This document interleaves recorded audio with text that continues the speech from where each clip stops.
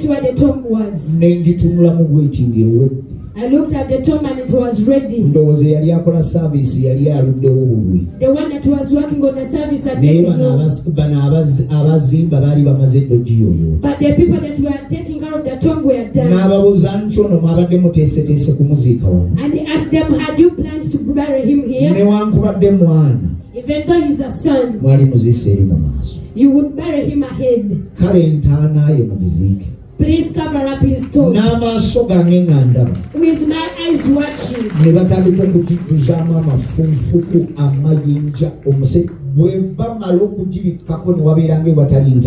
They filled it and until it was like it was there, not there anymore. So he turned at once and left the tomb. We walked towards the mourners. As we are almost reaching, you walk God to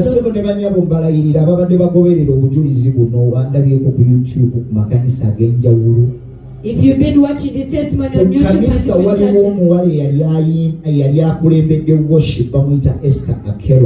there was a girl leading worship at church called Esther Akelo.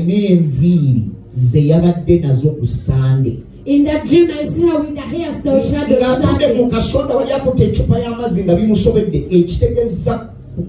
Sunday. That means that Sunday, that week I was dead.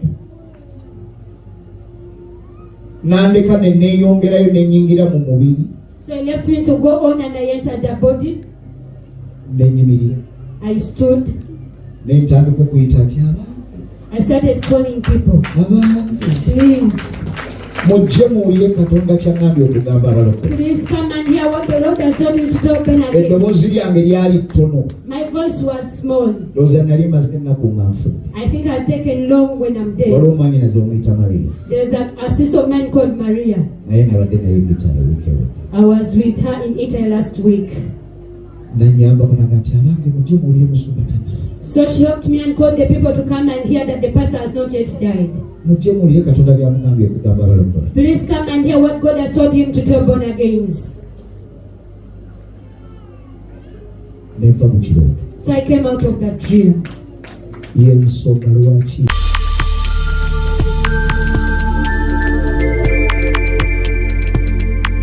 are watching BGPtv, the Father's Heart.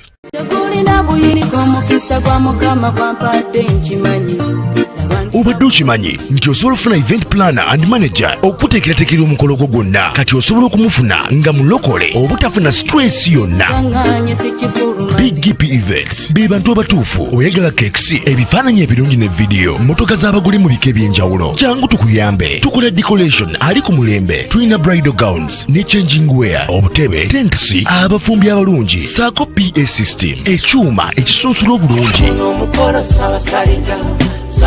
ate nga tukulira ne budget y'omukolo gwo ejja mu nsawo yo saakuba ushers baffe abali smart abataswaza mukolo gwo n'abogezi b'emikolo abalungi bakatumwa ate nga tusobola n'okufunira reception y'omukolo gwo kati oyagala suuti makanzu agatwalibwa ku buko oba gomesi tubikufunira ku bisale ebirungi BGPevents bwetegeka omukolo tukuletera n'abayimbi abasanyusa abagenyi bo saako okukola selection y'ennyimba ezigendera ku mukolo gwo.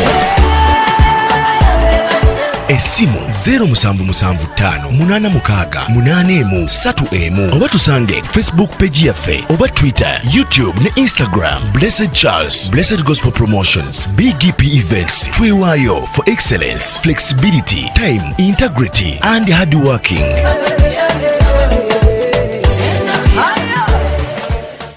BGPevents, likinga, subscribinga, obogoberere ero yanirize n'omulala byonna bya Hallelujah. Amen. Simanyo ba muzina bagu preparing nebaza mukama olw'omuweereza mukama ono. I bless God for this minister of the Lord. Taata mu ggwanga. He's a father in the nation. Namusisinkanako for the first time ewamuze ekimuli. I met him omulundi ogwasooka at Apostle Chimuli's place. Sigezaako no preempting his message but ayina ebintu byateeka ku mutimbagano ne bigenda nnyo. There are things he shared on the internet and they spread wide. And I pray Era nsaba era ajja kukubuulira olwaleero. He is going to tell you today. Mulamwa gwaffe revival. Our theme is revival. Revival ine obwetaavu. And revival is needed. Revival has needs. Revival a need or wait up. It has needs. It can't just come to you. Hallelujah. Amen. There are certain things between Tagang and born again. And the thing I'm going to share tomorrow is in that line.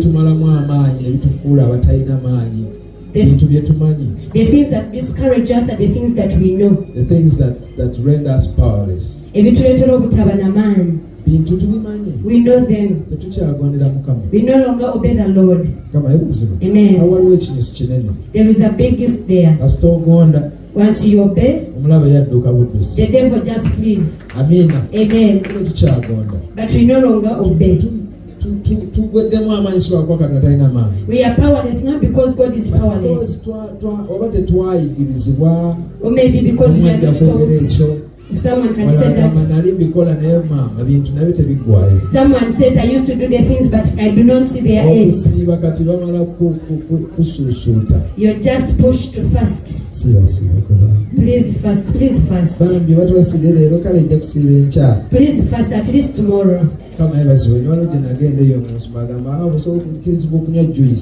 is a certain place I went and the pastor was saying, you can take juice. That can be a form of fast, you know. You have not eaten, but you have drunk juice. But even what you're going to get is small. Even the power you're going to operate in is limited. So if you don't believe, you take juice. Hallelujah. Amen. But this minister shared assessment here. The dad did this assessment. I don't know how many we are here. 90-95% I said when we go like that, we are going to hell. These things are serious. Let's join our hands on our feet and welcome our Father, a minister of the Lord, Apostle of the Lord, Apostle Joshua Kuteesa. Apostle Joshua Kuteesa. A mighty hand clap and a shout as he comes to the pulpit. In the name of our Lord Jesus. Give Jesus a mighty hand clap as he comes. Amen. Hallelujah. Amen. A mighty hand clap as he fish the pulpit. Raise up your hands in air. Thank you, Jesus. Yes. Shabalakata kasima kutakayo. Lazelekete kebraka bakutakayo. Jela mamandi kusukutukuya. Jalekete kebraka bakutakalizima mandi kusa. Rande kebrosi bakate kosakata kabrosila bakate.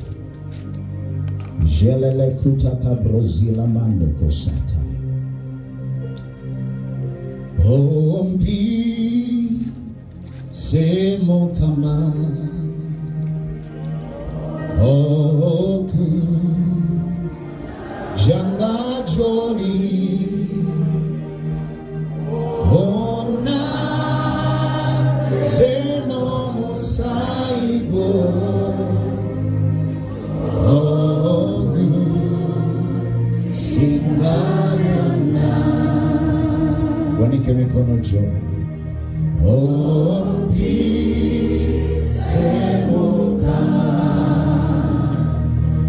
oku janga joli ona zeno musaigo oku singayana ombise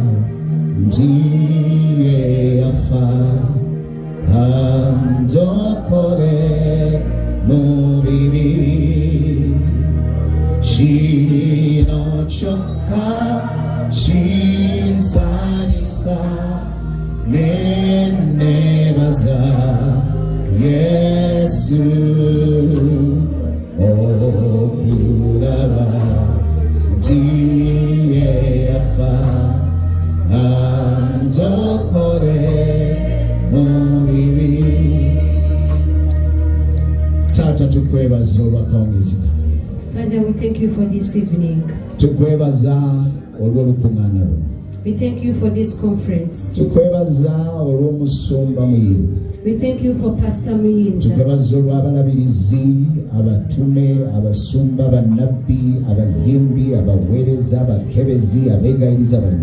We thank you for the bishops, pastors, apostles, ushers, worshipers in this place. For all the hands that have organized. We thank you for them. We thank you for how brought us time to be in your presence. Because you brought us to this mountain. By the blood of the Lamb, we don't live as we came. But let us be blessed so much. If there is any power of the enemy that is still hiding on this mountain, we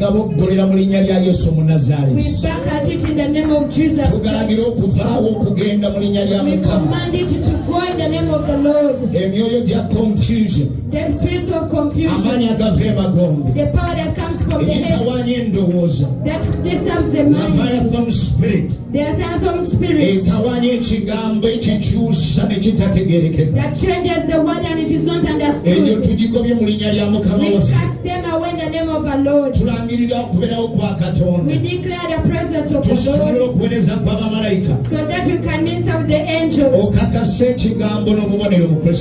You confirm the word with signs in the name of our Lord Jesus.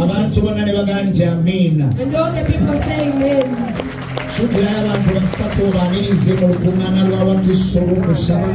Turn to 3 people, welcome them to the conference of Wakiso. And afterwards you can take your seat. Let's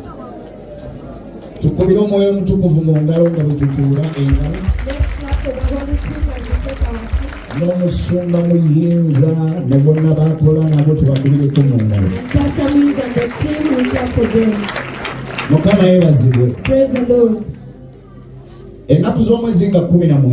On the 19th of November, nafuna okukyalirwa okugenda ko muggulu.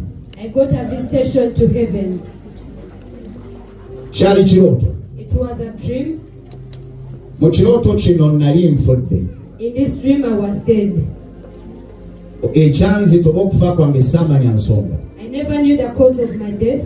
Naye omubiri gwange gwali gutwaliddwa e Masaka gye banzaala. But my body had been taken to Masaka where I'm buried. Era nga bagenda kunziika. And they are going to bury me. Ndowooza nali mmaze ennaku nga nfudde. I think I've taken days when I'm dead. Mu luggya gye banzaale wa kitange. At my father's home. Wali wateereddwawo obwema nnyingi nnyo nga bw'oziraba wano. There were so many tents they are here. Abakungu bazinga bavudde ebule n'ebweyo okujja okunziika. And mourners had come from different places to come and baali bangi. There were so many. Kubanga wakabanga. Because it had taken time. Bemmanyi ne besimanyi. Those I know and those I don't know.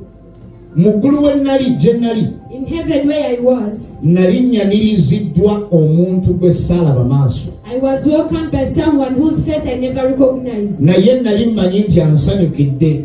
But I knew I was welcomed. Era n'okubeera waali okubeerawo kwe kwali kusanyusa nawulira bulungi nga ndi naye. And I felt well in their presence. Sakkirizibwa kulaba maaso ge. I wasn't allowed to see their eyes. Naye nali mmanyi nti annyimiridde ku mukono guno nali ku mukono gwe gwa ddyo nga ndi wano. I knew I was on their right hand. Mu mukono gwe mwalimu ekitabo fayiro nga njeru. In their hand they had a file that was white.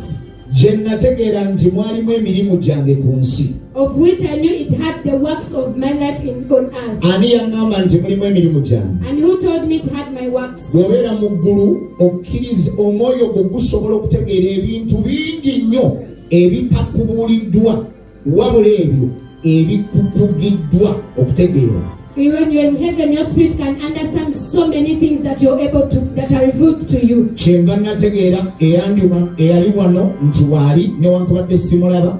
That's why I knew I had someone on my side, though I didn't see them. Kyenva ndaba nti mu mukono gwe mulimu fayiro ate enjeru ate erimu ebikolwa byange ku nsi. That's why I recognized they had a white file in their hands that had my works. Bwe nali naye The one I was with, newankubadde nali musobola okulaba ebiri ku nsi n'ab'eŋŋanda n'abafamire yange abakuŋŋaanye mu weema n'omubiri gwange nga gunaatera okuziikibwa, nali sirinaamu kirowoozo whatsoever nti nkomewo mu mubiri gwange negatte ne famire yange ekyali ento obaolyawo mukyala wange ne baganda bange ne bannyinaze. I used to see what was happening on earth, my body and my family, but I never was tempted to join them. There is nothing as beautiful as the presence of God as heaven. Heaven is real, and when you get to heaven, there are no thoughts whatsoever for you to come back in earth, regardless of who you left behind. You might have left a young bride, like you just got married a few days ago.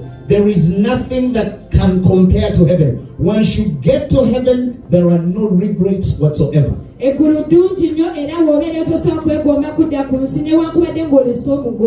Mukama affe yeebazibwe.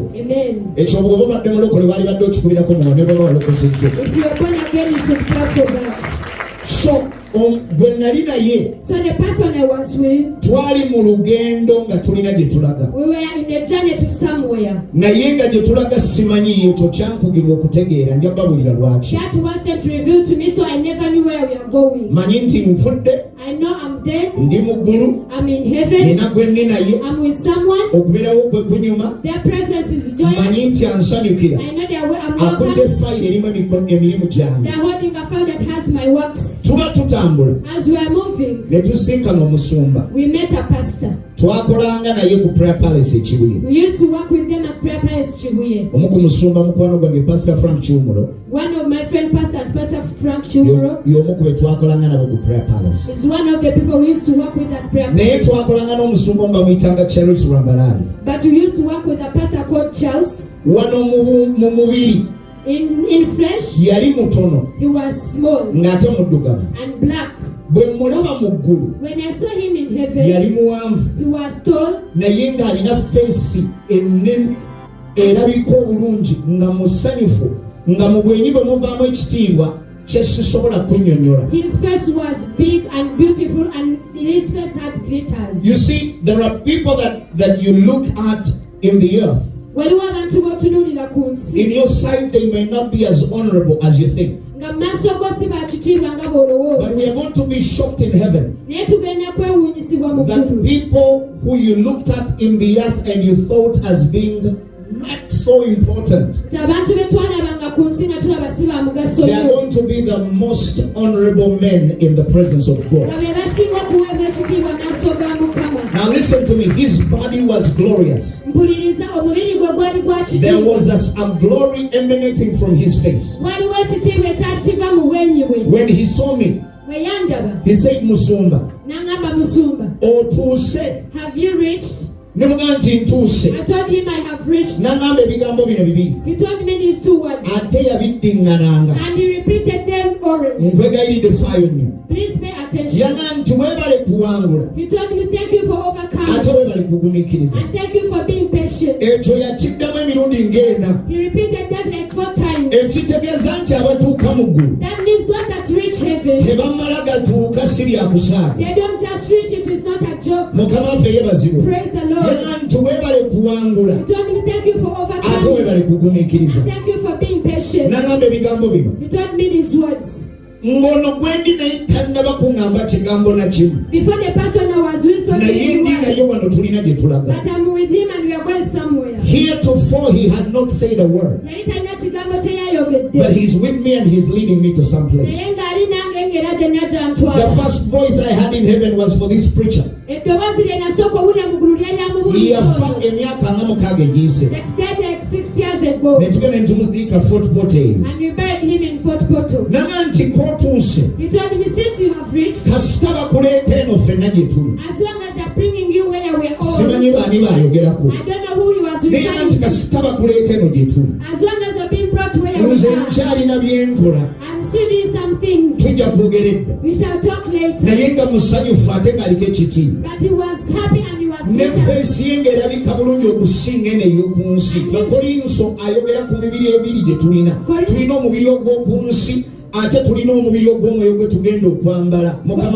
Corinthians says about the body that we have and the body that we are going to dress. Most of you, the bodies are going to dress are so glorious. He went to this side, and for us we continue. Please pay attention, I have limited time. As we are going, I started to hear voices coming from a place that I knew it was a hall. It was a court. How do I know the place? Depending on the voices that were coming from the place. I cannot tell you that a court is a hall. It is a big hall or a field. Because I wasn't allowed to see it.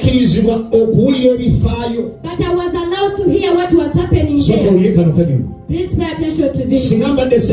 If I was the devil,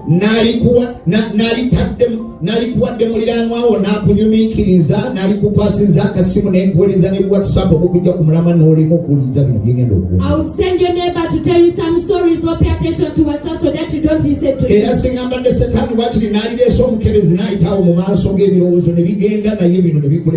And if I was the devil, I would bring someone to take away attention. But if I was the Lord, I would enable you to pay attention to the man standing on the pulpit. So listen. When you reach where the court was, nempulira enkumi z'abantu olunaku abantu basobola okufa emitwalo nga 10 naye nawulira enkumi z'abantu abafa ku nsi buli afa ng'atuusibwawo. I used to hear the voices of thousands of people that were dying on earth, and whoever dead came to that place. And there were many voices. The voice spoke to many people. But the Lord allowed me to come back in my body with these 5 characters. The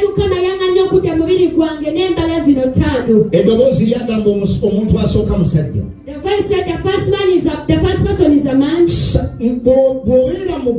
When you're in heaven,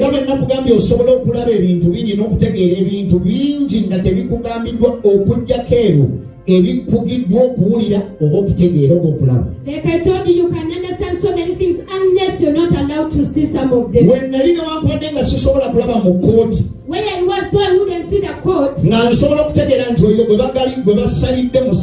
I would know that one judged this is a man. Atenga nsobola n'okutegeera n'emyaka gyo. And even their age. Ono yali musajja yasooka. The first one was a man. Eddoboozi lirimuga nti gwe bw'obadde ku nsi. A voice told them when you're on earth. Buli kyonna ky'owasaba. Whatever you prayed for. Wakiweebwa. It was given to you. Naye ne weerabira Katonda. But you forgot the Lord. Bw'amala okukiweebwa ne weerabira Katonda. After it was given to you, you forgot the Lord.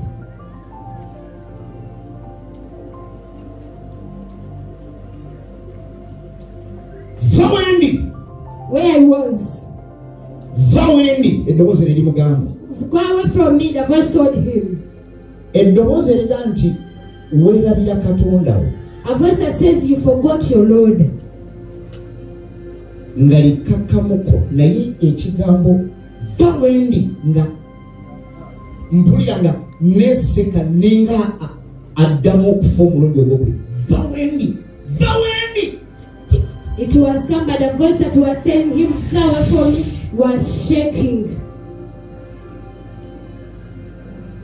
Buli kyewayagala, buli kyewayayana wakiweebwa, buli kirooto kyewalina wakiweebwa, bw'amala okukifuna ne weerabira. Whatever you desired before God gave it to you, but after getting it you forgot the Lord. Erigambo owookubiri. The second person was told. Musajja naye. Was also a man. Bw'obadde ogamba nti oli busy. You were saying that you're very busy. Okola nnyo okuva ku Monday paka ku Monday. You work hard from Monday to Monday. Era tolina biseera bya Katonda wo. And you don't have time for your Lord. Tobadde na biseera bya kuweereza Katonda. You didn't have time to serve the Lord. Okola nnyo. You work hard. Obadde oga nti akaseera k'ofisaako kako. You use the set at the time you have his voice. Go away from my sight. And the voice was shaking. It is me that was shaking.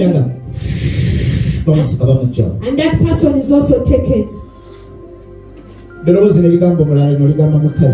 voice told another one who was a woman that when you are leaving, you are saying that you're so problematic. And if the people of your church called you, and they are telling you to be part of something, you used to tell them, I have troubles, leave me alone. I'm going through something, leave me alone. Whenever the brethren of your church called you, you used to say you have worries and troubles, they should leave you. Go away from my sight. There is nothing as painful as that voice. Away, take him away. As painful. There's nothing. I know so many of you have had pain. You have gone through pain. But there is nothing as painful to hear the voice. Get away from my presence. This was not told me. It was told to other people. It was so painful to me.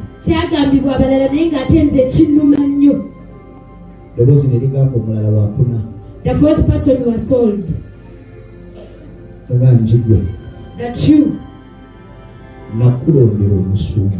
I chose a pastor for you. And I put you under them. Under that pastor you had to grow. You had to bear fruits. And this is what you had to become. She was shown what you were supposed to become. Because of what? Because of gossip.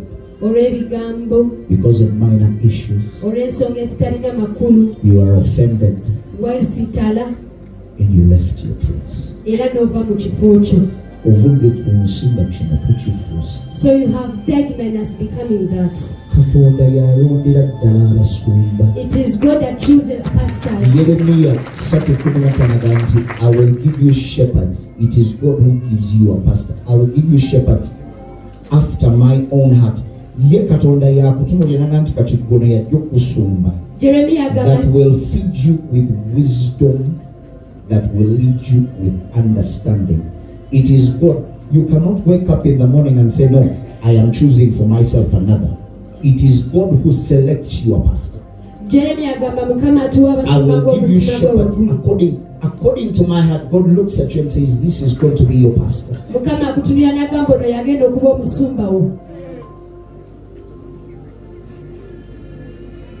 Ganchigwe olw'ebigambo n'olw'ensonga ento ezitaliimu olw'olugambo n'ebintu ebitaliiyo weesitala n'ova mu kifo kino kye walina okufuuka. Because of this and minor issues, you fail to become this, go away from my presence. So many of us think that you will have time to give your side of your story. You see, God knows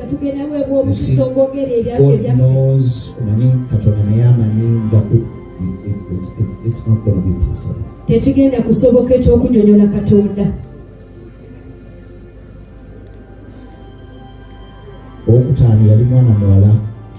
person was that girl in her early 30s, like 30, 29, 30, 31, not exceeding.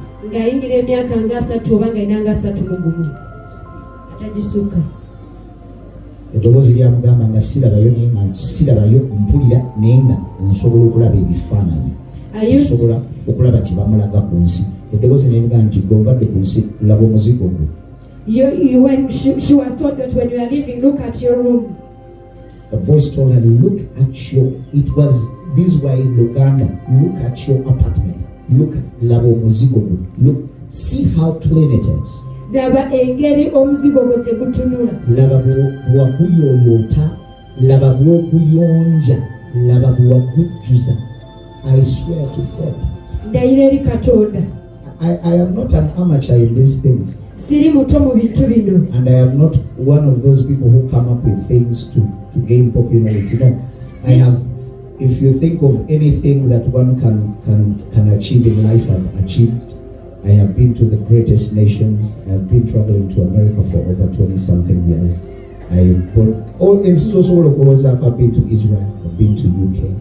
I've been to Turkey. Last week with all my family, with all my children, I was in Italy. So I'm looking not for anything. And if I am lying, I know I will stand before the God who will judge the living and the dead. I'm not looking for anything. No. A voice told the girl, look at your apartment. Look at how it is filled with. Did you mind to fill the house of the Lord with beautiful things?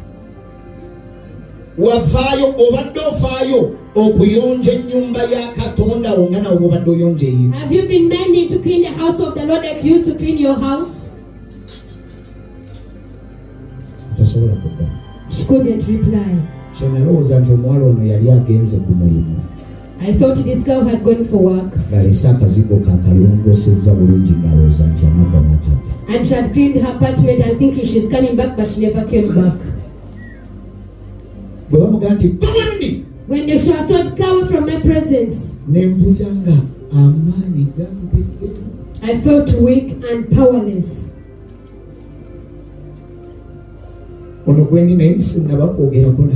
The one I'm with, I haven't talked to them, but I know I am welcomed. And we are going somewhere. I told them. I turned to him because he was on this side of me. I told him, these people that are being judged,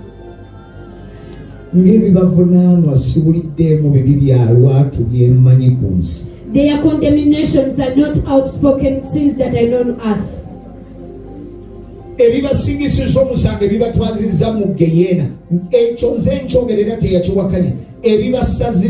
omusango ebibatwaza mu geyene genda okubeera okukaaba n'okuluma obukiki nga siwulidde mu bibi bya lwatu nga mpuliranga abalonde abagayalirira okuyitibwa kwabwe. The reason why they are going to hell is not outspoken sins, but they are like the chosen people that didn't pay attention to their calling.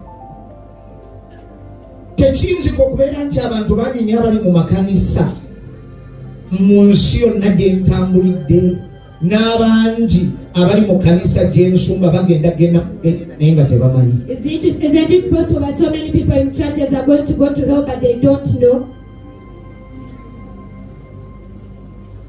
Kubanga bwe ntunulira abo abazze okunziika. Because when I look at the people that had come to bury me, okyaliwo. Are you still here? Okyaliwo kulabo. If you're still awake to me, obuddenga buno.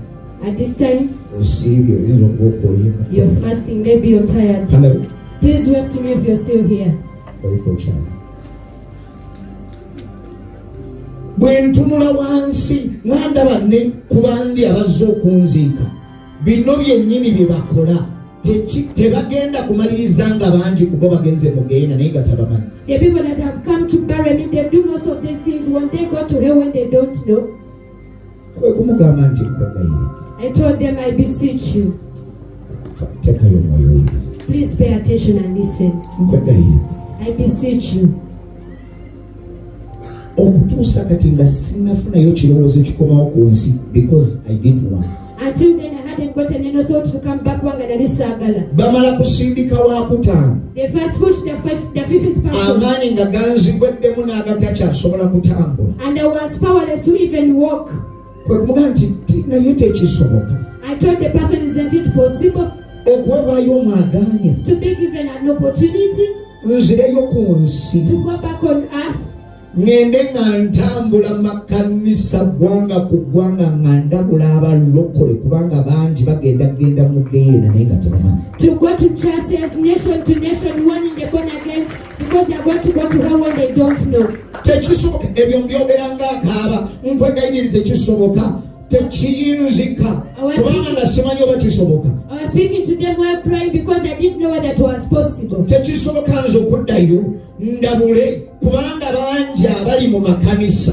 Isn't it possible for me to go back bino to si yabyogera ate ke najjidde n'okubeera naye tannava mu kigambo. And since I came and I met them, they haven't spoken a word to me. It is me speaking. Tekisoboka nze okweba maayi mwaganya nzireyo mbalabule. Isn't it possible for me to be given an opportunity to go back and warn them? Bwe neegayirira ennyo. When I beseeched him so much, tuba tutambula bwe tuti. As we were moving, ngenda okulaba ng'akyusa direction gye twali tukutte. He changed the direction that we are taking. Kati ne ntandika okulengera ng'ennyonyi erandinga. So I started to say like a plane is coming down. Kati ate nga tetugenda wali mulambo gwange. And we are not going where my dead body is. Naye ngenda okulaba nga tugenda ewali ebijja we baaziika kitange ne mmange ne baganda be. But I was going where my father, my mother were buried. Tuba tunaatera okutuuka. As we are almost reaching, nsangawo kojjange ng'akaaba. I found my uncle crying. Nti omwana wa mwannyinaze naye agenze bw'ati. And say my sister child has also gone, and he was crying. Tweyongerayo ku mabbali awo waliwo abasajja nga bataano. And besides there were like 5 people. Benzikiriza nti ba mu kanisa gy'ensumba. That I believe are coming from the church and pastoring. Omukugombaga nti entaana ya musumba wange nze ngendo gimaliriza buli jinja ly'omuwendo eryetaagisa okuteeka ku ntaana nze nja okulikola. And one was saying I'm going to beautify the tomb of my pastor. Ne tweyongerayo. And we moved on. N'okutuusa kati nga tannayogera kigambo. Until then they haven't said a word. Naye tuli ffenna ate muwulira ate anjagala ate munange mwagala ate mpulira nsanyukira. Ne tutuuka ku ntaana. So we reached where the tomb was. Ne ngitunulamu bweti ng'ewedde. I looked at the tomb and it was ready. Ndowooza yali akola service yali aluddewo bulwi. The one that was working on the service had naye bano abazimba baali bamaze eddogiyoyo. But the people that were taking care of the tomb were done. N'ababuuza nti ono mwabadde muteeseteese kumuziika wano. And he asked them, had you planned to bury him here? Newankubadde mwana. Even though he's a son, mwali muziise eri mu maaso. You would bury him ahead. Kale entaana yo mugiziike. Please cover up his tomb. N'amaaso gange nga ndaba. With my eyes watching. Ne batandika okugijjuzaamu amafunfuku amayinja omuse bwe bamala okugibikkako ne wabeeranga ewatali ntaana. They filled it and until it was like it was there, not there anymore. N'akyuka omulundi gumu n'ava ku ntaana. So he turned at once and left the tomb. N'atambula nga twolekera weene wali abakungubazi. We walked towards the mourners. Tuba tunaatera okutuuka. As we are almost reaching, n'ambulako. basebo ne banyabo mbalayirira ababadde bagoberera obujulizi buno bandabyeko ku YouTube ku makanisa ag'enjawulo. If you've been watching this testimony on YouTube, kanisa waliwo omuwala yali akulembedde worship bamuyita Esther Akero. There was a girl leading worship at church called Esther Akero. Mukirooto muno mulaba ng'alina enviiri ze yabadde nazo ku Sunday. In that dream, I see her with the hairstyle shadow Sunday. Mu kasonda wali akutte eccupa y'amazzi nga bimusobedde ekitegeeza Sunday eyo week nali nfu. That means that Sunday, that week I was dead. Nandeka ne neeyongerayo ne nyingira mu mubiri. So he left me to go on and I entered the body. Nenyimirira. I stood. Ne ntandika okuyita nti abantu. I started calling people. Please. Mujje muwulire Katonda ky'aŋŋambye okugamba abalokole. Please come and hear what the Lord has told me to tell Ben again. Eddoboozi lyange lyali ttono. My voice was small. Ndowooza nali maze ennaku nga nfudde. I think I'd taken long when I'm dead. Waliwo mwannyinaze omuyita Maria. There's a sister of mine called Maria. Naye nabadde naye Italy week ewedde. I was with her in Italy last week. Nannyamba kunaga nti abange mujje muwulire musumba tanafa. So she helped me and called the people to come and hear that the pastor has not yet died. Mujje muwulire Katonda by'amugambye okugamba abalokole. Please come and hear what God has told him to tell born agains. Nenva mu kirooto. So I came out of that dream. Y'ensonga lwaki ndi wano. That is the reason why I'm here.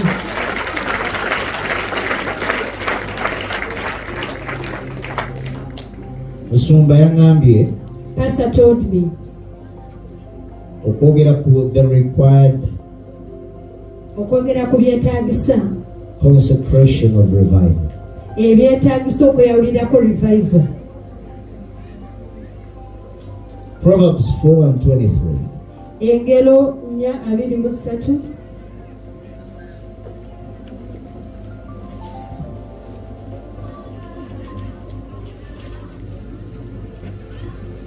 Egamba, keep your heart with all diligence, for out of it spring the issues of life.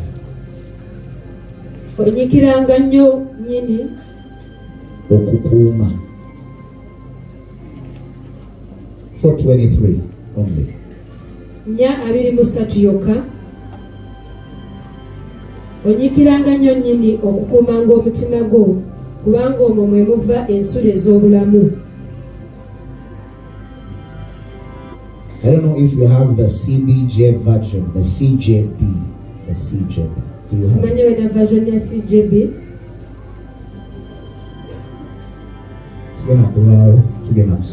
I'm not going to take long, we are going to pray. You have the CJB version. Wena version ya CJB.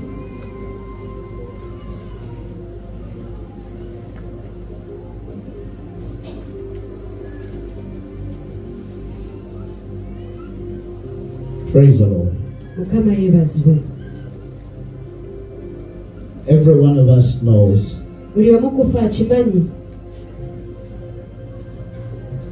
the heart is the life-giving, the heart is the life-sustaining organ of a human being.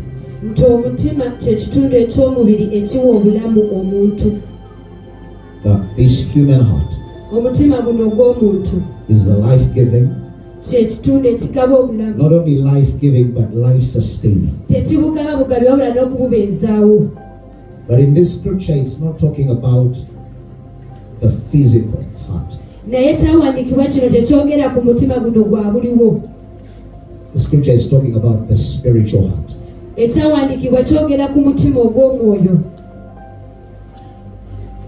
The CJB version says, I have it here.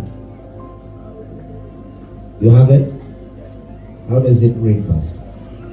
It says, above all else. Above everything else, guard your heart, for it is the source of life's consequences. It's the source of life's consequences. Omuntu yenna gy'agenda okumalira. That the end of everyone. It is the heart. Now, it's not that human heart that pumps.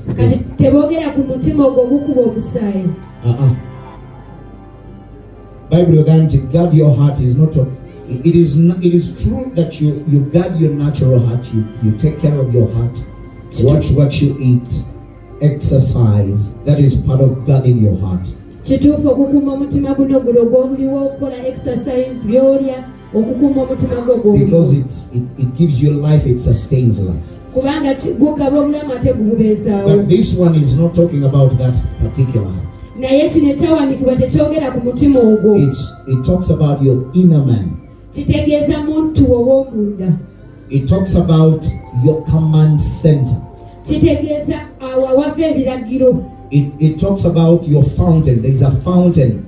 Kyegera ku nsulo zo. It talks about a space in your spirit eyogera ku bbanga eriri mu mwoyo gwo where every good thing will come from, buli kintu ekirungi tekinaava, and where all good things, all bad things can come from. era ebibi tebisobola okuva. Kagamba nti omutima ogwo, space eyo omuntu ogw'omunda oteeka okugukuuma ennyo. So you must guard that space, that inner man, that spiritual heart. Kubanga gy'ogenda okumalira, because your end gy'ogenda okukomekkereza, ebigenda okuva mu bulamu bwo, the things that are going to come out of your life, bisalibwawo omutima gwo. It's a spiritual heart. are determined by the spiritual heart. Praise the Lord. Mukama yebazibwe. Abange Mukama yebazibwe. Praise the Lord. Abange Mukama yebazibwe. Praise the Lord, brethren. When you read the book of Proverbs, osoma ekitabo ky'engero, it talks about the heart many times. kyogera nnyo ku mutima. It talks about the Lord detests kyogera nti a proud heart. akyawa omutima ogw'amalala. The Lord hates a perverse heart. Mukama akyawa omutima ogw'amalala. Praise the Lord. Mukama yebazibwe. But this particular one, naye kino ekyawandiikibwa kyo, it talks about us guarding that space. kyogera kufa okukuuma ebbanga eryo. Because an unguarded heart kubanga omutima obutakuumiddwa can take you to places that you can't even imagine. gusobola okutwala mu bifo Oyinza okufuuka ekintu naawe ne weewuunya nti eno natuukayo nti. You can become something and you also surprise yourself. Do you understand? Are you here or you left? Muli wano Bameka ng'okyaliwo? How many are still here? Ngamira mulala nti omutima ogutakuumiddwa. Tell your neighbor, a heart that is not guarded. Yogera n'amaanyi. A heart that is not guarded. Guyinza okumaliriza ewantu gy'otasuubira ne gy'otakkiriza nti gwe wali osobola okumaliriza It eyo. may end you in a place that you never expected to be. Jeremiya Jeremiah 17 ate yagamba nti omutima he says that the heart is more deceitful than all things. mulimba n'okusinga ebintu ebirala byonna. That is Jeremiah 17:9. Yeremiya 17:9. And it goes on and to say that it is desperately sick. Era kyogera nga kigamba nti guyaayana nga gunoonya. Mulwadde. It is mulwadde. Mulwadde. Praise the Lord. Amen. And he says, who can know it? It is very hard. Kizibu nnyo. Oyinza okubeera n'omutima nga mulwadde. You can have a sick heart. Si guno ogw'omubiri. Not a natural Nti olina heart. pressure. That you have pressure. Naye osobola okubeera omulokole alina omutima omuki. But you can be a born again with a sick heart. Abange munzire mu mulokole alina omutima omuki. A born again with a sick heart. Sibawulira omulokole alina omutima omuki. Born again with a sick heart. Omulwadde ng'oli mulokole naye ng'omutima muki. You're born again but your heart is sick. Mukama waffe yeebazibwe. Praise the Lord. Ate Bayibuli egambye mpuliriza. And the Bible has said, please listen, Egambye nti mulimba. that it is deceitful. Amiina. Amen. Bw'obeera ng'oludde mu kirokole, If you have been saved for so long, kyangu nnyo omuntu okulabika ng'omulokole naye nga si mulokole. it is so easy to seem born again when you're not actually born again. Obulokole kye kintu ky'obalaba ne bakomediyani bakizannyamu katemba. That's why even the comedians play comedy in salvation. Obalaba mu komedi nga boogera ne mu nnimi. Even in comedy they speak in tongues. So osobola oyinza okulowooza nti aboogera mu nnimi bokka bali mu kanisa. You may think that the tongue speaking people are only in church. Ne bakomediyani boogerera ddala ennimi. But even comedians speak tongues. Kye kiraga nti omuntu asobola okubeera nga yakwata. That shows that someone can be half oba nga si mulokole or they are not born again, naye nga alabika ng'omulokole. but they seem to be born again. asobola okubeeranga mubuulizi. Maybe they are preachers. Asobola okubeeranga bali mu kwaya. Or in the worship team. Asobola okubanga musumba. Maybe he's a pastor. Naye nga he's fooled himself alowooza mulokole agenda muggulu naye the heart is very deceitful. Ng'omutima gukugamba oli ku kituufu gwakulimba, you have fooled yourself naye nga tolinana. You are not even close to being a Christian.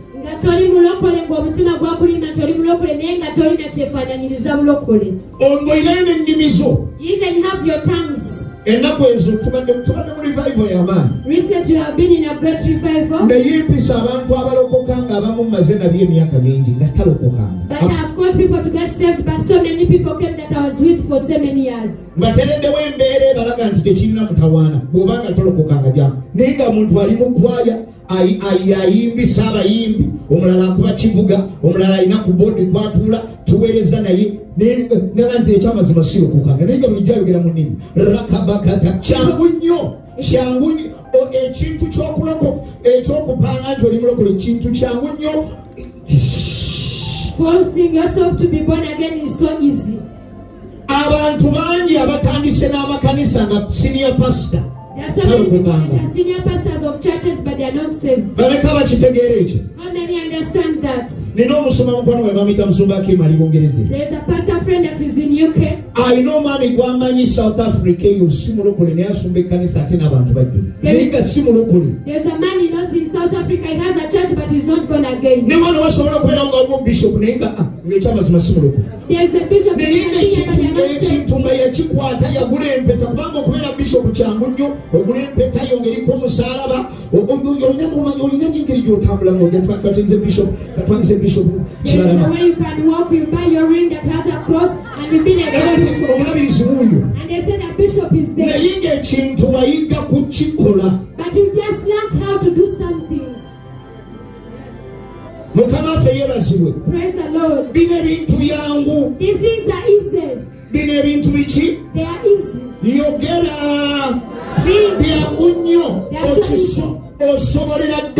You can easily do it.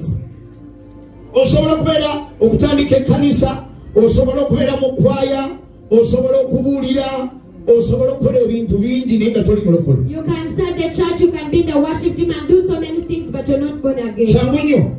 It is so easy. Mukama waffe yeebazibwe. Praise the Lord. Osobola okulimba abantu bonna nti oli mulokole. You can lie to everyone that you're born again. Mukama waffe yeebazibwe. Praise the Lord. Naawe oba oli awo osobola okwerimba. You can even lie to yourself. Naye abantu babiri botasobola kulimba. But two people you cannot lie to.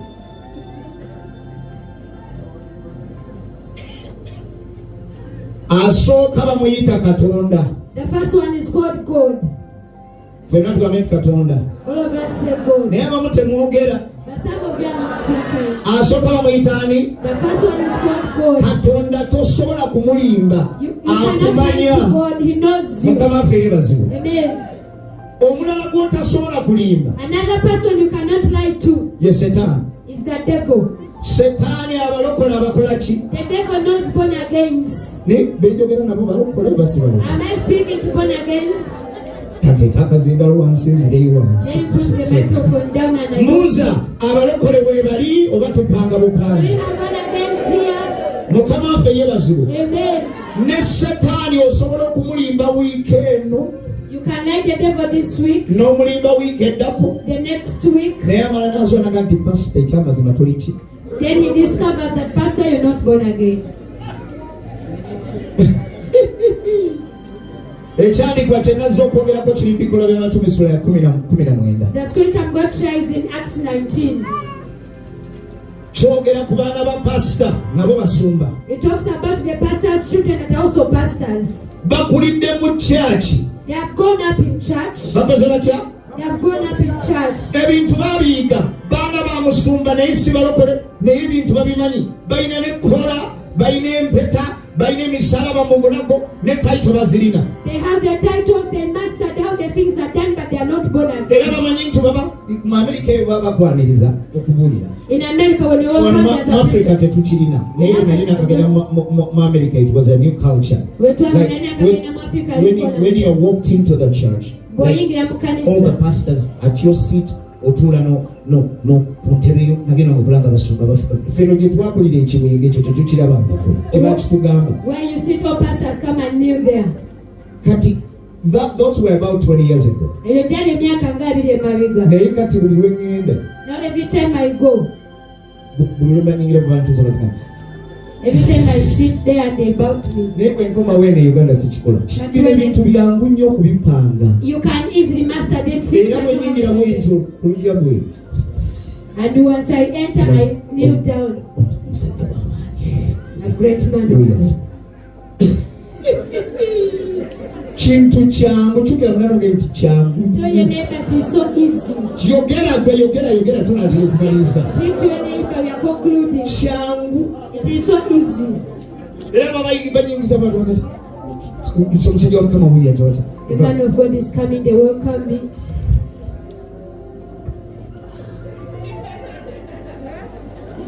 Abakristaayo walinga bannengera. And the Christians are seeing me. Ono gwe baleesibwa amafuta. And they said this one is anointed. Kyangu nnyo. It is so easy. Mukama waffe yeebazibwe. Praise the Lord. Ennimi. Tongues. Rabba.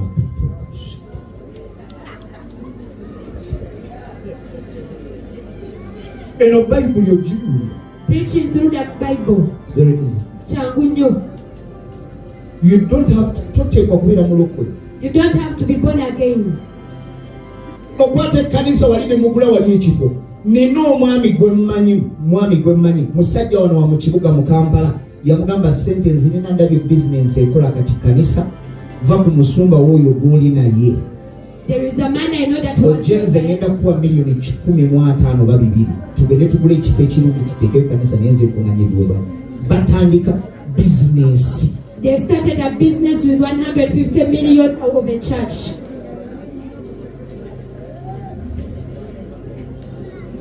Gosobola okwerimba nti oli mulokole n'abantu bonna ne bakkiriza nti oyo pasita oyo mutume oyo bishop naye omuntu gw'otasobola kulimba Katonda ate gw'otasobola kulimba bbanga lyonna ye Setaani. You can let yourself and everyone that you're born again, but naye bano abalokole the devil. But they're born again. Bano abalokole They're born again. bangu nnyo. They are easy to be lied to. Ffe twaliko ku church awo nga tuli mu kisiibo naye nga abantu wali osibye kuko n'abantu naye ng'ogwawo okukogga naye nga te bo beeyongera kunyirira. Have you ever fasted with people that you're losing weight, but for them they are gaining weight? Omusumba Kyumulo, Bishop Kyumulo tukuze naye. Bishop Chumro, we have gone up together. Buli plan ze twakolanga ng'abavubuka twazikolanga naye. Every plan we used to do as young men, we used to do them with him. Naye lumu tuba tusiiba owooluganda teyasesema ekikomando. But when we are fasting, someone vomited food, but we are fasting. Essala ng'ekutukutukutukutukutukutu kubanga osobola okubuzaabuza abantu naye babiri Katonda tosobola mubuzaabuza. Setaani osobola mubuzaabuzaako omwaka gumu oba emyezi nga gigyo naye ne Setaani naye atuuka ekiseera naga nti gwe tolimu gw'oliye mulokole. You cannot lie to God, but the devil can lie to him for some time, but not forever. Mubitegeera oba temubitegeera? Do you understand? Bameka babitegeera? How many understand? Ekyawandiikibwa kino nakugambye ebikola by'Abatume 19. The scripture in Acts 19. Waliwo abavubuka 7. There are 7 youth. Okuva ku lunywa 14 From verse 4. From verse 10. Gamba abaana ba pasita. Yogera. Enda kule 14 tulabe. 11. Kiriya kule 11. Yes, 11. Bikura by'Abatume sura ya 19 olunyiriri olw'okulimulungu. Nsomye contemporary. Katonda n'akozesanga Pawulo ebyamagero by'ekitalo. Katonda n'akozesanga Pawulo ebyamagero byaki? Obutambaala bwe n'ebiwero bye eby'engoye ze bwe byabikibwanga ku balwadde nga bawona. Okubeerawo kwa Katonda kwa maanyi okukolera ku bulamu bwa Pawulo omutume ng'ewamu teyeetaaga na kugendayo, bakwata ebitambaala ne babiteeka ku mubiri gwa Pawulo ne babitwala ku balwadde, abalwadde ne bawona. The presence of the Lord on Paul's life was so heavy that he used to put a handkerchief on his body and it healed someone sick. Era babangako daimon nga babavaako. Yogera n'amanyiga nti abaabangako daimon. Naye temwogera. But you're not speaking. Yogera okusingakaawo. Speak louder. Ng'akola atya? Ng'abavaako ng'oli okwata akatambaala. Okwata akatambaala n'okateeka ku Pawulo n'okatwala eka wali omwana akubiddwa ensimu.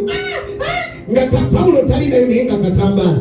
Alina okubeerawo kwa Katonda okw'amaanyi ku bulamu bwe. Olw'ekumi waliwo Abayudaaya abagendanga nga bagoba dayimooni ku bantu mu buli kibuga. Mu buli kibuga. In every city. Ne bagezaako okukozesa erinnya lya Mukama waffe Yesu. Ne bagezaako okukozesa erinnya lya Mukama waffe Yesu. Nga bagamba dayimooni ali ku mulwadde nti mu linnya lya Yesu Pawulo gwabuulira nkulagira mumuveeko. Mu linnya lya Yesu Pawulo gwabuulira nkulagira muveeko. Olw'ekumi ewewa waliwo batabani ba Sukeewa eyali kabona omukulu Omuyudaaya. Batabani, ekyo tukyogere nti waliwo batabani ba Sukeewa naye temwogera. Isingakaawo. Kabona omuki siwulira kabona omuki. Bano baali batabani baani? Sekeewa mumanyi. Batabani baani? Batabani ba bisopu, batabani ba pasita, bali batabani onakyogedde bulungi.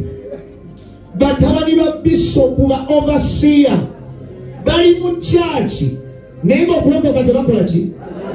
Tebalokokanga. Naye nga bw'obalaba baga nti abaana ba pasita baabo, the first family nga bavibrant. Bagamba bana pastor they come out. Mukama waffe yeebazibwe. Amen. Batabani baani? They are the sons of the pastor. Ba pastor, ba bishop, of the bishop, ba bishop, ba doctor, apostle, bishop. Alina abaana musanvu. He has 7 naye nga sons. baagaana okulokoka. Naye nga ebiva mu kulokoka babyagala. Mutunulire. They never got saved, but they wanted the results of savior, of salvation. Ba bishop, they are the bishop's sons. alina emmotoka ey'emipiira eminene. He has a big car. Balaba bishop n'ennyumba ennene. They see the bishop with a big house. Balaba bishop ebitiibwa bye bamuwa. Bishop mulokole, bishop ye mulokole. The bishop is born again. Bano baagala ebifa. These ones want the fruits. Naye ng'okulokoka baagala. They do not want salvation. Do you understand? Ekyo kitegeera. Omutima guno gusobola okuwaliriza. This heart can force you okukola ekintu. to do something. Naye ng'obuzaabuza. But you're just pretending. Ng'abakulaba bano balaba nti ekkanisa yiyo etandise mu kitundu. Naye nga gwe wekka gw'amanyi nti ekkanisa eno wagiteekawo onoonya mutaka weeyiiya onoonya kulaba bw'obeerawo. People see the church in the community, but within you, you know that this church is a business. Naye Katonda yekka y'amanyi nti he's a fake pastor. Naye nga Katonda yekka akimanyi nti ono musumba wa bulimba. Muwakiso, nze nsula Muwakiso.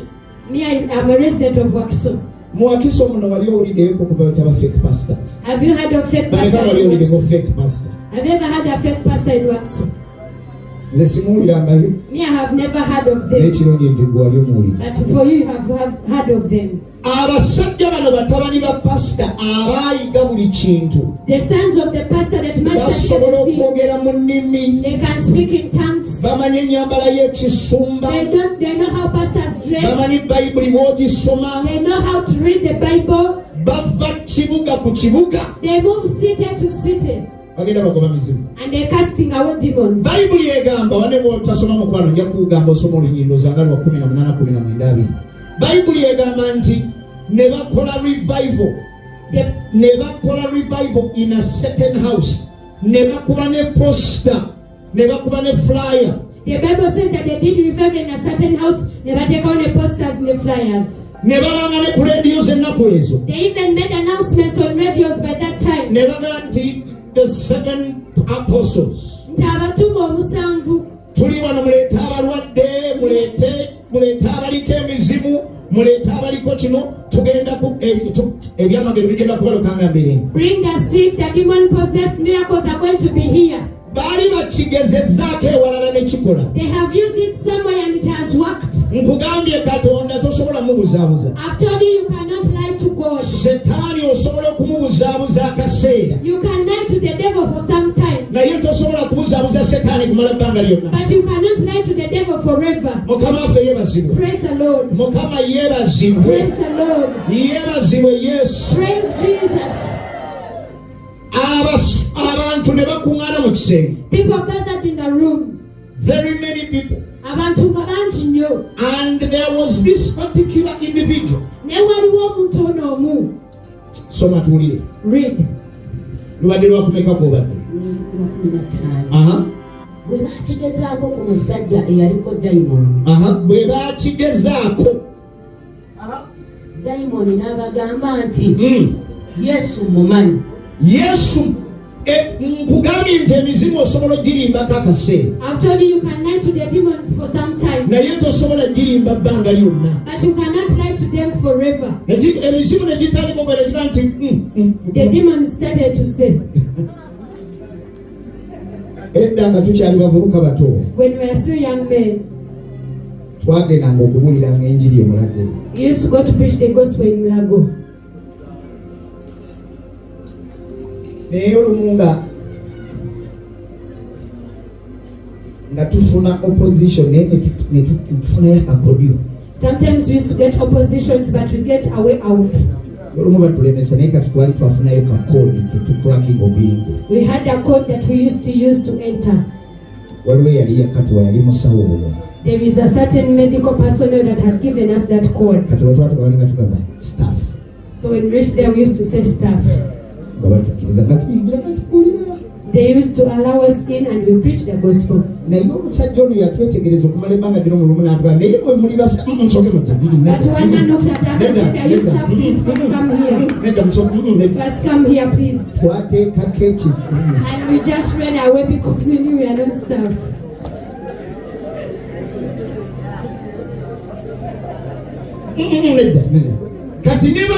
So even these ones. This one that you are doing, they are casting out demons from said no. No, please. No.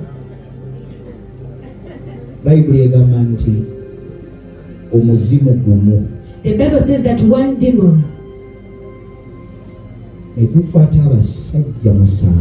It got hold of 7 men. 7 men.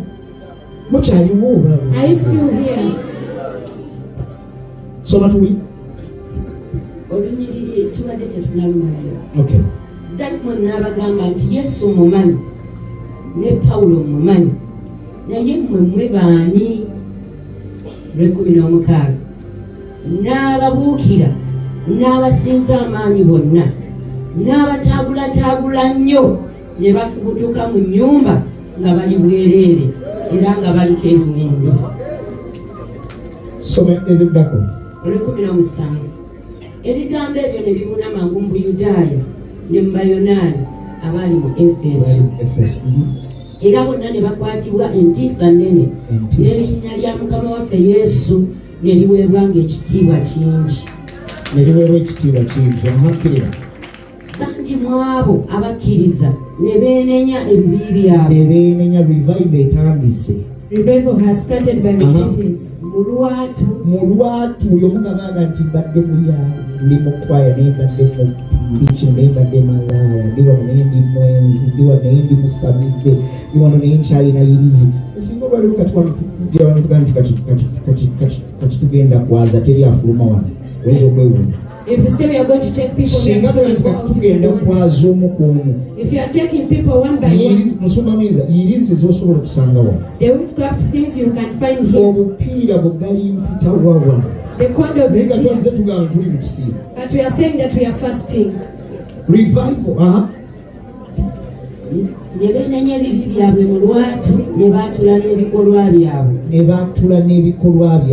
and they confess their needs. abamu abaali abalogo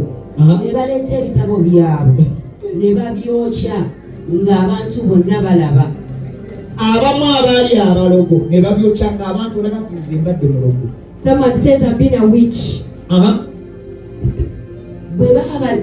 ne babyokya ng'abantu bonna balaba bwe babalirira omuwendo gw'ensimbi mu bitabo ebyayokebwa nga guwera nga siringi emitwalo 10. Awo ekigambo kya Mukama ne kyeyongera okubuna mu maanyi n'okunywera. That is revival. Now look here. Daimoni omu bulire. One demon, please pay attention. Amen. Daimoni omu yakwata abasajja 7 abaali bakoze revival. One demon held 7 men that were done revival. Neba bukira 7 Bible olugament it overpowered them. Neba sinza amaanyi. And it overpowered them. Ntunulia why? Watch, look at me. Everyone look at me, this is the list. These are pastors who went in ministry with the wrong motive. Bano be basumba bagenda mu buweereza n'ekigendererwa ekikyamu. I have been a pastor for a while. Nsumbidde ebbanga. I am pastoring a church in Mukono next to the university. It's called Shiloh City. It's a great church. Kanisa Mukono bagita Shiloh City nene. And several branches. Ate ina n'amatabi amalala mangi. I have pastored that church 14 years. Ngisitumbidde okumala emyaka 10. Before I left, before that, I was at Prayer Palace. Nga sinagenda ku kanisa nali ku Prayer Palace. I was the assistant bishop for about 8 or 9 years. Nali myuka omulabirizi okumala emyaka nga 9. Praise the Lord. Mukama yeebazibwe. Until the Lord sent me to start that ministry. Paka Mukama weyansindika okutandika obuweereza obwo. Ministry can be very hard. Obuweereza busobola okubeera obuzibu. But when you have the right motive, naye bw'obeera n'ekigendererwa ekituufu, God will give the grace. Mukama ajja kuwa ekisa. When we came to Mukono, bwe twagenda e Mukono, most of the people that fought us were not unbelievers, they were pastors there. Abasinga otulwanisa tebaali batali balokole wabula abasumba beeyo. One of the general overseers of the Balokole in Mukono, omu ku bakulira abalokole mu Mukono, told Apostle Umar Mulinde, yagamba Apostle Umar Mulinde, Godfrey will not be there. The longest will be 6 months and he will be left. naye mugamba Lusumba tagenda kubeera awo emyezi 6 gye muwadde ajja kuba avuddewo. Now you would think that word would come from a witch, a wizard. Ekyo ekigambo wandikisuubira okuva mu mulogo. But it came not from a junior pastor, a starting pastor. It came from the biggest. In fact, I had preached for him several times before I went to start a church there. Wandikisuubira okuva mu musumba omutone yakyava mwasinga ate nga nali mbuliddewo okumala ebbanga. Mu myezi 6 ajja kubasa nti tulabye bangi. They began to name batutandikira tumenyera abasumba abali bavudde Kampala ne batandika ekkanisa mu Mukono noga nti olaba ne Kemia bamutire yajja naye ne bimulekuma mu myezi 6 yaddayo ono yajja like these were not witches. Bano basumba. They were pastors and they started to name the pastors that had failed in that area.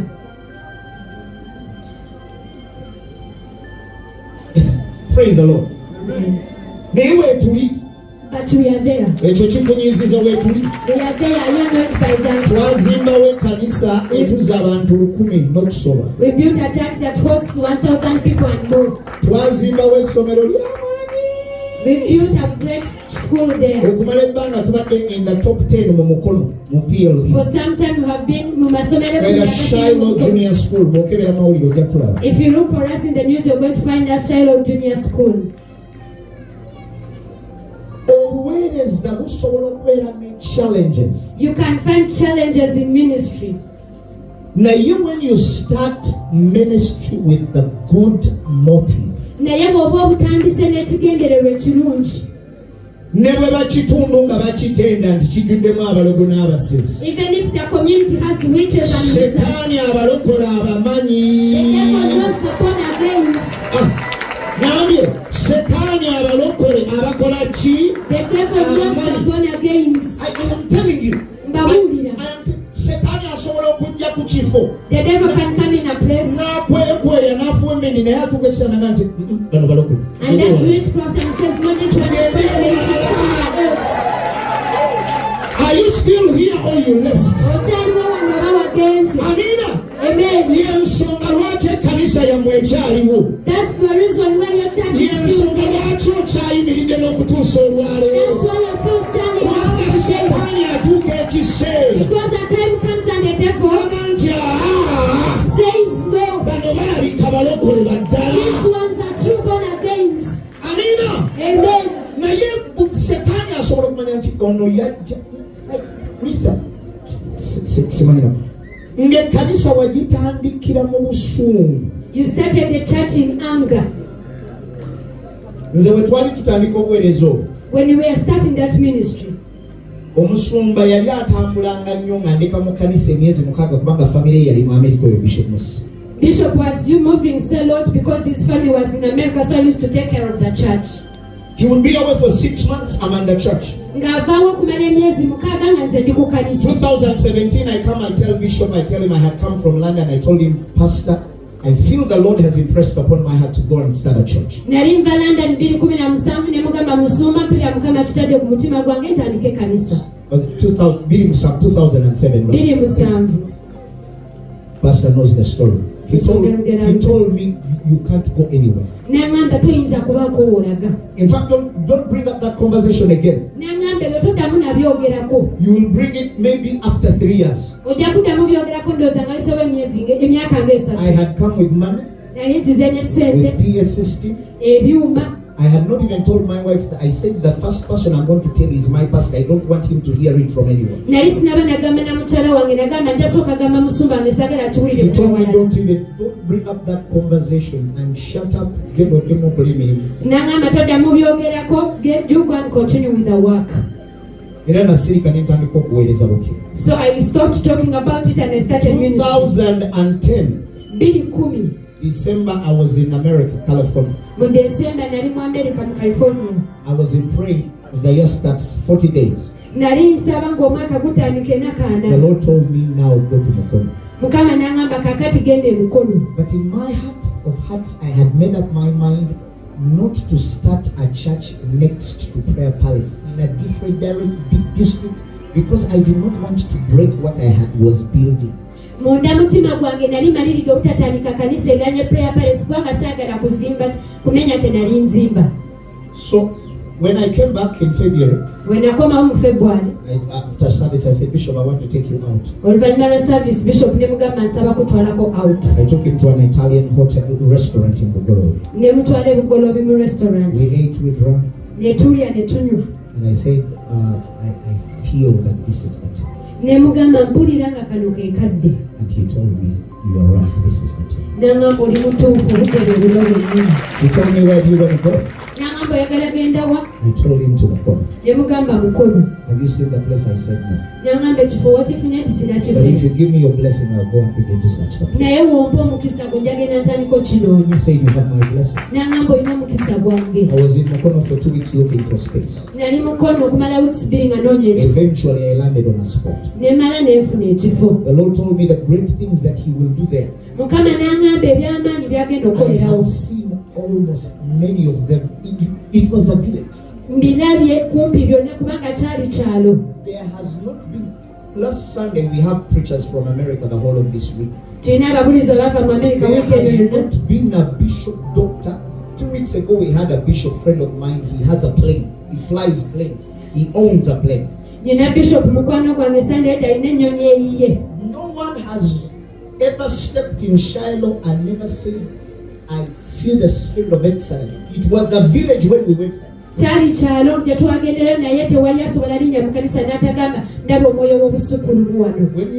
you get there, you just go up.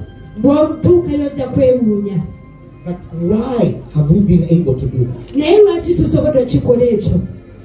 Our motive has been right.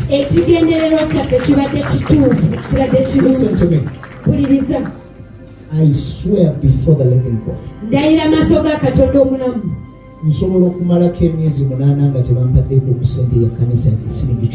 I can spend 8 months when I'm not given any coin from church.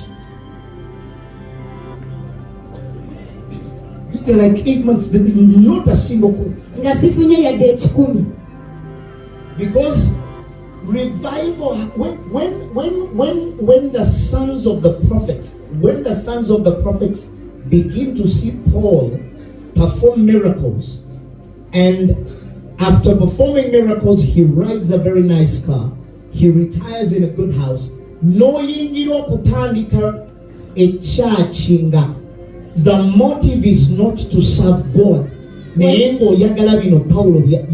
I'm telling you, I have seen people who have started churches and have left naked and wounded.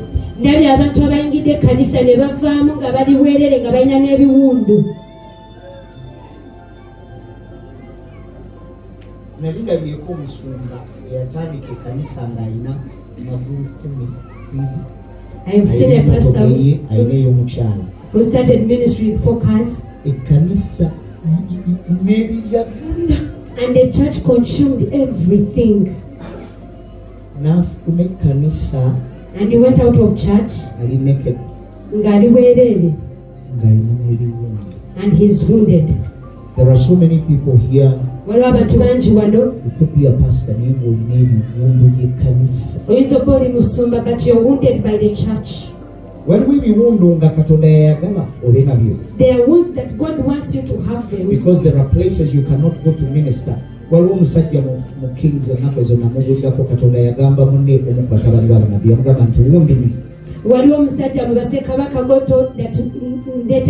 told his colleague, find me that scripture. He told his colleague, wound me. And his colleague refused. And when he refused, the lion came and ate him. And he told another son of the prophet, wound me. And then he came and wounded him.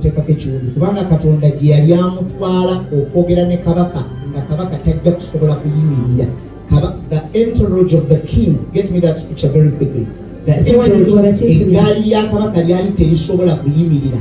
if this prophet was not wounded, the chariots of the king would not stand if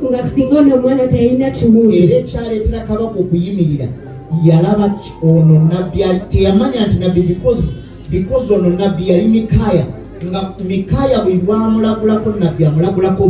so it was Micah, and he used to prophesy to him, but so he never knew he was the one. The king was evading this man. Amen. So God told one of the prophets, wound him. Get a sword and you wound him.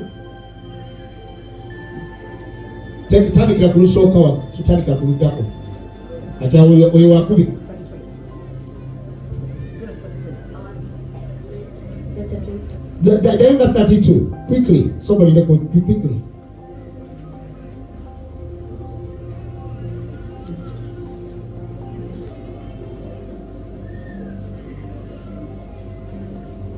No, the one C, the 33. The end of 34. This wasn't part of what I wanted to say. Kill it out. 35. Now look at this scripture. Let me read in English for time. Now a certain man of the sons of the prophet said to his neighbor was a prophet, by the word of the Lord, by the word of the Lord, strike me, please. And the man refused because it did not make sense. How can you tell me what it's so for me to? How can you tell me to strike you? And it is by the word of the Lord God had instructed him. So verse 36, he refused. And the prophet then said he, because you have not obeyed the voice of the Lord, surely as soon as you depart from me, a lion shall kill you. And as soon as he left him, a lion found him and killed him. Now this young prophet, a prophet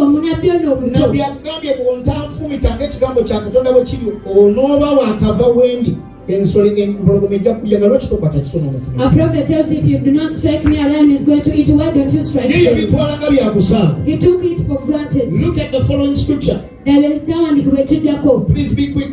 And he found another man and said, he found another man. This is also another prophet. Strike me, please. So the man struck him, inflicting a wound. Inflicting a wound on him. Ekiwundu kubanga ono nabbi yali alabye oli empologoma omaze okulaba empologoma gw'eridde because he had seen the one that had been eaten by the lion. Era okwata basoga you just get a sword and but why? Kubanga Katonda alaba ono Mikaaya, because God is seeing Micah gy'agenda gy'amutumye, where he's going, where he has sent him. Tasobola kugenda kubanga relevance nga tali wounded. He cannot relevance without being wounded. Tasobola kukola makulu. He cannot be relevant when he's not wounded. Katalina kye yali ayisemu. When he has not gone through something. And then the prophet departed, waited by the king. Mukubo kabaka yaitam, and this guy set himself with a bandage. Yetekako bandage yagusibye ku mutwe. Omusayi gonna gujjudde kirira. Quickly. Now as the king passed by, he cried out to the king and said, your servant went out into the midst of the battle. And a man came over and brought a man to me and said, God, this man, if by any means he's missing, your life shall be for his life, or else pay a talent of silver. Kiria. While your servant was busy here and there, he was born, and the king of Israel said, so shall your judgment be. So the prophet, when the king saw the wound of the man, he stopped and asked him what is wrong. That I'm from the battle. A prisoner, what prisoner?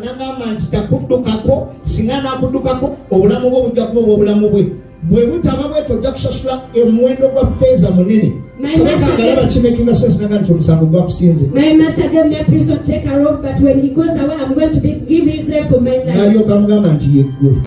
He told him, you are the one. But the king would not stop if he had not had a wound. What am I saying? There will be wounds in ministry that God has allowed to come to you. But the wounds of the devil, they make ministry tiresome. Are you still here? Are you still here? Bible egamba nti abavubuka bano abatandika obuweereza with the wrong motive bafuluma bali bwerere nga balina ebiwundu. Oyinza okubeera ng'oli mu kifo kino naye nga you are tired. You could be in this place naye ng'okooye. You are tired.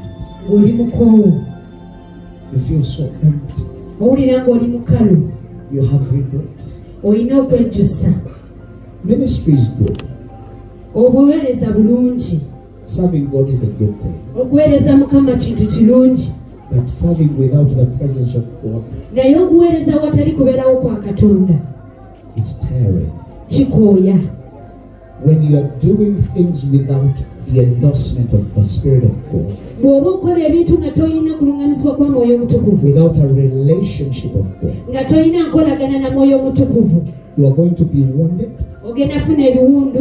You are going to become a laughing stock. Ogenda fuuka ekisekererwa. Ate abalala bajja kuyigirako. And people are going to learn from you. Revival begins okudda obujja kutandika when we guard our hearts, when we protect that inner man. You know that you are doing this for the right cause. Nga otukuumya omuntu oyo ow'omunda ne tumanya nti kino okikola ku lw'ekigendererwa ekirungi. Bayibuli egamba nti abantu abaatula mu Efesaasi Abayudaaya n'Abayonaani bwe baawulira nti abaana ba pasita baafulumye mu kisaawe kya revival bali bukunya nga batoloka omusaayi buli yali agezaako okufera. The Bible says that the people that of Ephesus, whoever had what happened to the sons of the prophets, they repented. The Bible says that the word of God grew and it was great. The number one requirement is a pure heart. Why are you doing what you're doing? Why are you a pastor? God is so good. God pays off his ministers. God takes care of his church. God is not going to leave that church. He's not going to forsake you in that ministry. Your end is going to be glorious. God is going to pay you. You're going to testify. Your children will love to serve the God. People will see you and they love serving the Lord. Your motive. Why am I singing? Why am I preaching? Why am I standing here today? The devil cannot overcome that. A right motive. The devil can never overcome it. A good motive. A right motive. The devil can never overcome it. Listen to me. We are going to pray. Last time March, ewaffe tulinayo ebigo by'abasamize eby'amaanyi Jumba ali 5 minutes away from where we are. We have so many shrines in our area and Jumba is 5 minutes away. Several times. His great ministers come to our services and some people know them. Saturday church. So every Saturday spend the night at church. So one day they had sacrificed a cow and put it on the entrance of the church on Sunday. And the place was full of blood. Several times so many times they bring witchcraft things and they put them on the church. Sometimes they put expels in the baskets. They put expels in the baskets of offerings.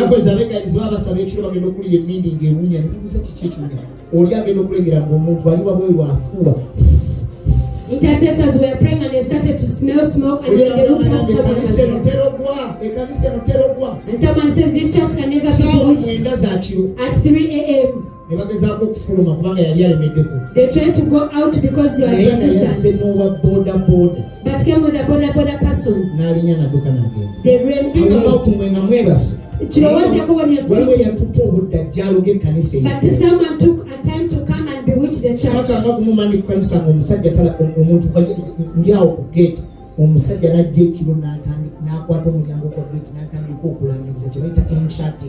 Someone started to enchant on the entrance of the church.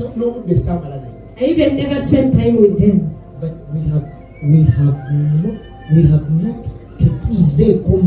not a single time. We have not backslid. Do you understand what I'm telling you? Jesus is so powerful. He can fight for your church. He can fight for that ministry. As long as your motive is right.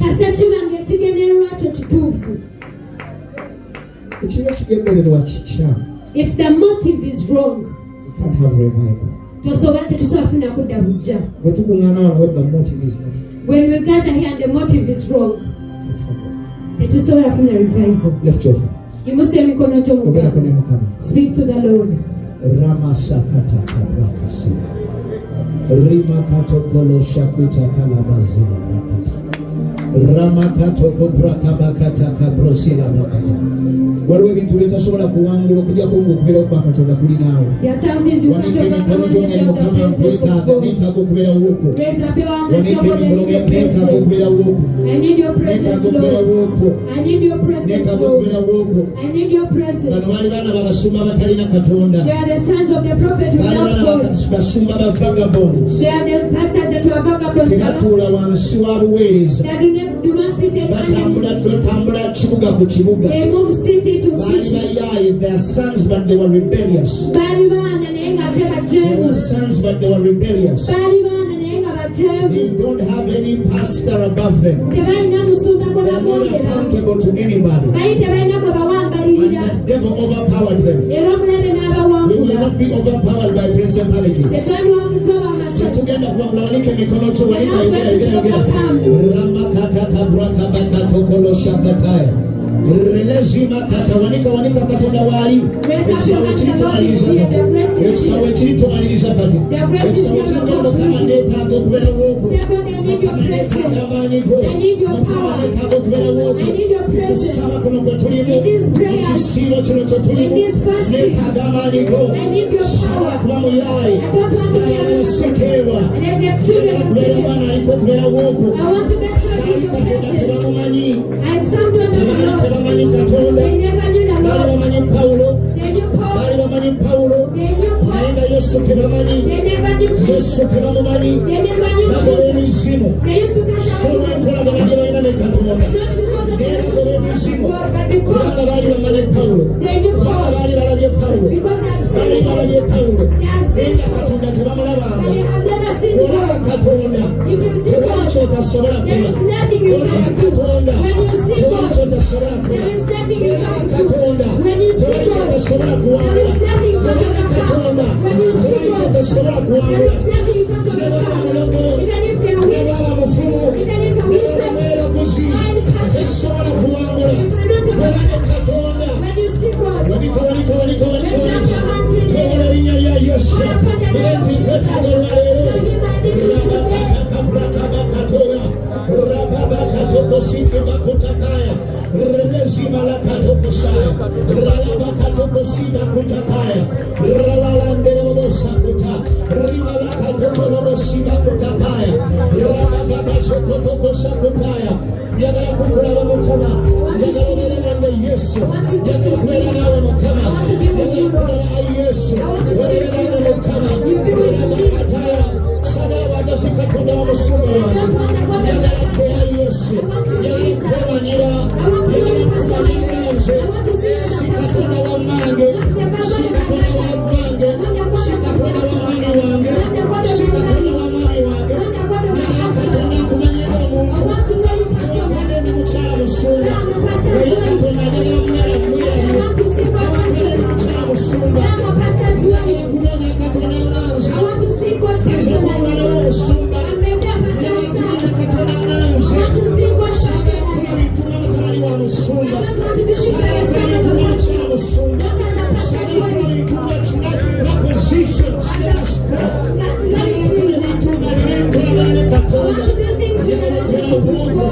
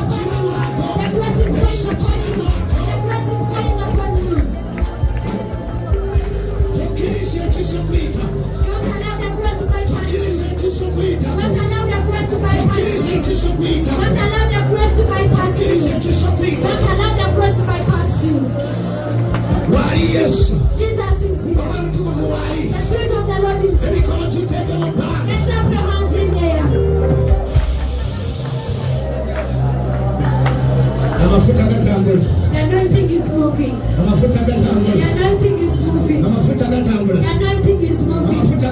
The anointing is moving. The women that have been seeking God. The women that have been seeking God. The hand of the Lord is moving. The grace of the Lord is falling upon you. The women that have been seeking God. The hand of the Lord is there. The grace of the Lord. Those women are there. Those women are there. Those women are there. Those women are there. Those women are there. They're there. The women are there.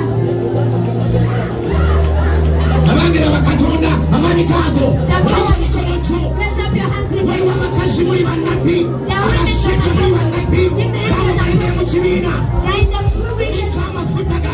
You have the anointing of apostles. You're going to move nations. The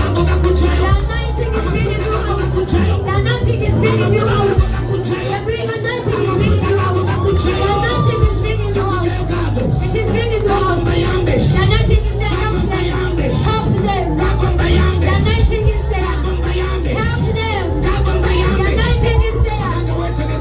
Be ready. Be ready. You're going to see what you've never seen. You're going to see what you've never seen. Be ready. You're going to see what you've never seen. The anointing is there. The anointing is there. The anointing is there. It is there.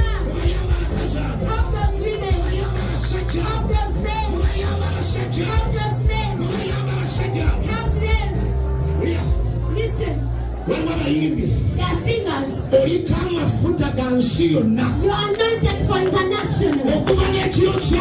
From tonight, you're going to get songs from heaven. Global recognition. It is starting from here. Your motive has been to serve God. Raise up your hands. The singers I'm talking about.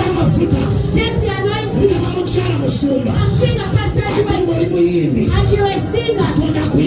God is celebrating you. You need to question his. You need seeking God. The fire of the Lord is falling upon you. The fire of the Lord is there. Take the anointing. And they help them out. Raise up your hands in there. We are in the later days of the manifestation of the Lord. There are people, your hands are going to perform miracles. Your hands are going to perform miracles. Your hands are going to perform miracles. If I'm talking about the those that are going to walk in miracles, your hands are getting covered. What is stressing you is there. What that are busy. They are there. Just this side. The fire in your hands. A fire in your hands.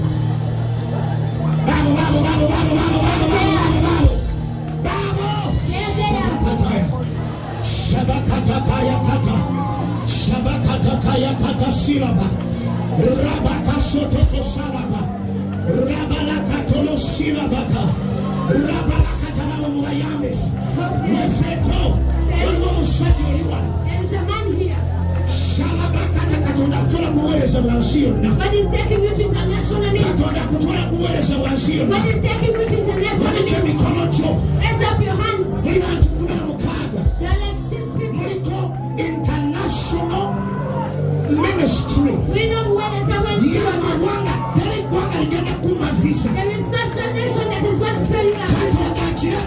God has commanded. Raise up your hand in there. They are there. The anointing is there. Take it. Take the breast. Take the breast. Take the breast.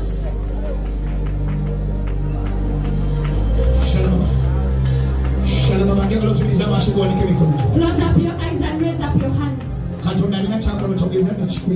God is doing something. Do not be bypassed. This is not a usual conference. This is not a usual altar. Do not joke in this moment. Raise up your hands. You're going to feel a fire in your stomach. The men that are talking about the international and the women that are international. You're feeling the fire in your stomach now. Because from your stomach they are going to come streams of they are going to bless nations. God that I'm speaking about the anointing is there. God I'm speaking about the anointing is there. The anointing is there. God I'm speaking about the anointing is there. The anointing is there.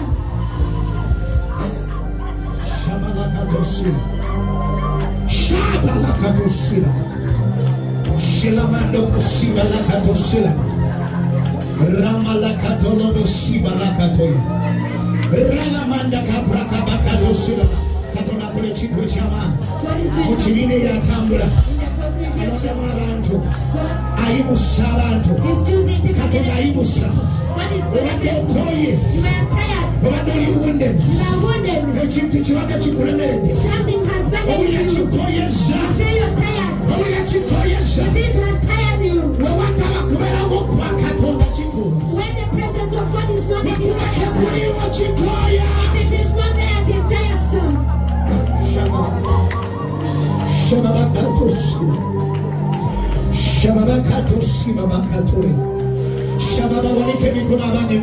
Raise up your hands, I beseech you. There is something I've seen I don't want you to be bypassed. There's something I've seen I don't want you to be bypassed. Maybe you don't know the pastor speaking to you. And it's not great as you think. But it's chosen beyond what you think. I have a special grace upon my life. One of the reasons God brought me back to earth. Because of the latter days revival. In 2 minutes. Up to people that are called for the end time revival. The anointing is going to bring out of the congregation. You're going to be like drunk. God is going to give you a desire. God is going to give you a love that is not yours. Raise up your hands in air. In the next 2 minutes. People that are called for the end time revival. Close up your eyes. The anointing is bringing you out. It is going to bring you out. It is going to bring you here. It is going to bring you here. There are people that are called for end time revival. You're going to be used. The anointing is bringing you out. The anointing is bringing you out. The anointing is bringing you out. It is bringing you out.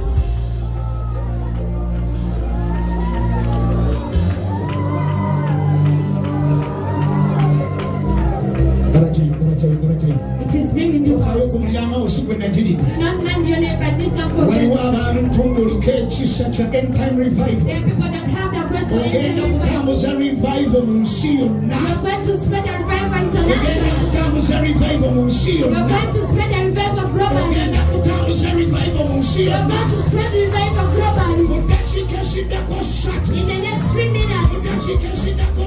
In the next 3 minutes. You're going to see what is going to happen in the congregation. In the next 3 minutes.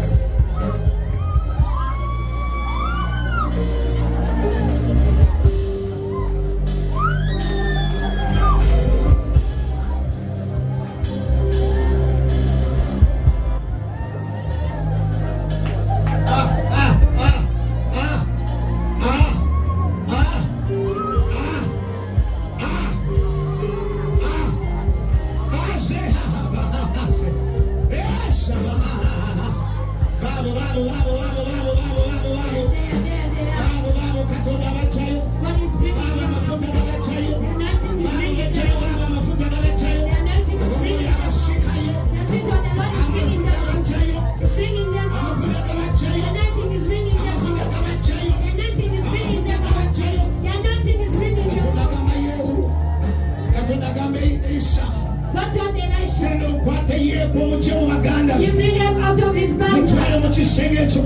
Take him to the room. Anoint him. Elevate him. What is bringing them out? What is bringing them out?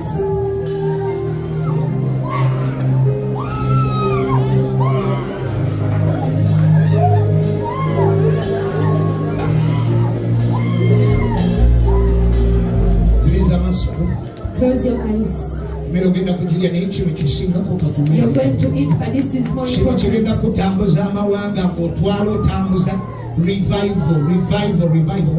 This is going to take you to nations when you're taking revival. Raise up your hands. There they are. There they are.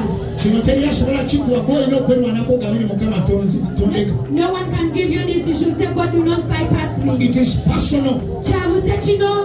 It is personal. It is personal. It is personal. It is personal. It is personal. It is personal. It is personal. You're going to do the work. Speak to him and say, God, I need what they are saying. Speak to him and say, God, I need what they are saying. I need it. You're here. By this time next year, you're going to have more than 8. Do not clap. Just raise up your hands. By this time next year, you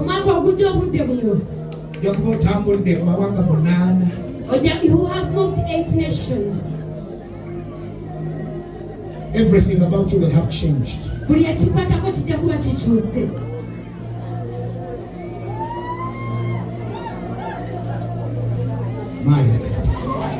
Baba chama jai babu. Mafuta gago.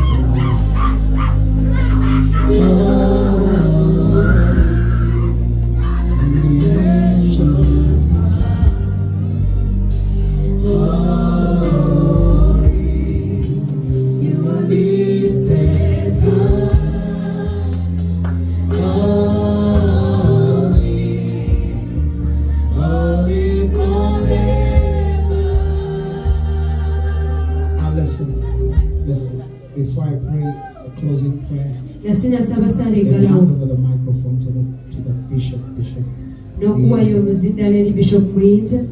I feel that we need to give an offering. Clap for it.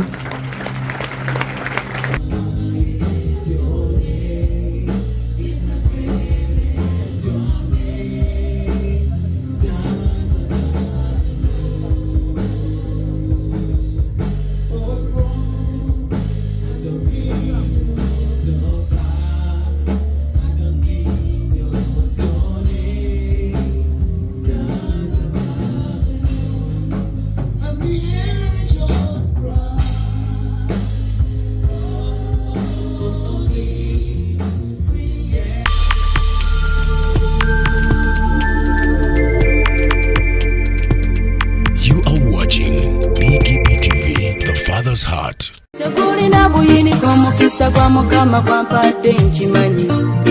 Obadde okimanyi nti osobola okufuna event planner and manager okuteekerateekera omukolo gwo gwonna kati osobola okumufuna nga mulokole obutafuna stress yonna. BGPevents be bantu abatuufu oyagala kekisi ebifaananyi ebirungi ne vidiyo motoka z'abagole mu bika eby'enjawulo jangu tukuyambe tukola decoration ali ku mulembe tulina bridal gowns ne changing wear obutebe tentsi abafumbi abalungi saako PA system ekyuma ekisunsula obulungi ate nga tukulira ne bajeti y'omukolo gwo ejja mu nsawo yo saakuba ashers baffe abali smart abataswaza mukolo gwo n'abogezi b'emikolo abalungi bakatumwa ate nga tusobola n'okukufunira reception y'omukolo gwo katoyagala suuti makanzu agatwalibwa ku buko oba gomesi tubikufunira ku bisale ebirungi BGPevents bwetegeka omukolo tukuletera n'abayimbi abasanyusa abagenyi bo saako okukola selection y'ennyimba ezigendera ku mukolo gwo. Esimu 07758681 oba tusange Facebook page yaffe oba Twitter, YouTube ne Instagram. Blessed Charles, Blessed Gospel Promotions, BGPevents. Twewaayo for excellence, flexibility, time, integrity and hard working.